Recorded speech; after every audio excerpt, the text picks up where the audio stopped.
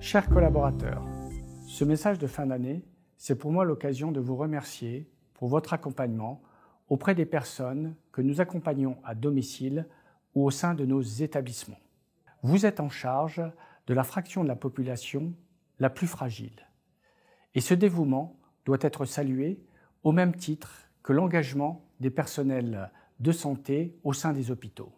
Chaque jour, vous recevez des témoignages qui reconnaissent votre très forte implication professionnelle. Témoignages de la part des familles, de nos résidents, de nos partenaires, de nos tutelles. Je tiens à saluer l'entraide qui s'est instaurée durant cette crise. Elle démontre la solidarité entre l'ensemble des acteurs de notre groupe. Le virus circule toujours dans notre pays. Il nous amène à maintenir, coûte que coûte, le lien social au bénéfice de nos résidents, dans le respect des gestes barrières et des mesures de protection. Nous les assumons pleinement au sein de notre groupe associatif. Chaque jour, nous devons nous adapter aux contraintes gouvernementales, aux contraintes sanitaires, aux innovations diagnostiques, aux innovations techniques.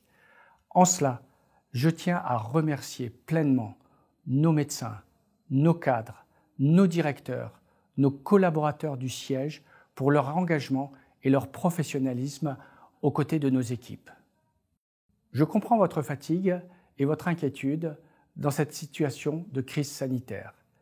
Le comité de direction et le conseil d'administration sont impliqués à tous les niveaux pour que votre exercice professionnel puisse se dérouler dans les meilleures conditions de reconnaissance et de sécurité.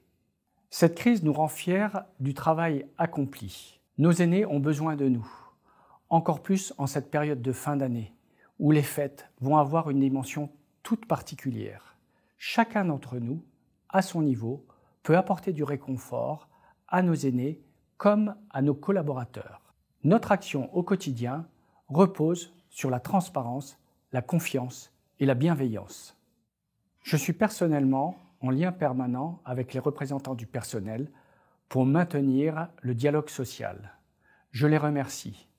Par leur rôle d'élus, ils permettent de mettre en œuvre les transformations indispensables dans cette période de grande instabilité. Comme vous le savez, un accord national a été conclu au titre du Ségur de la santé. Ces mesures ont pour objectif de revaloriser nos métiers. Nous avons accueilli avec bienveillance, au sein du groupe ACPPA, l'ensemble de ces mesures.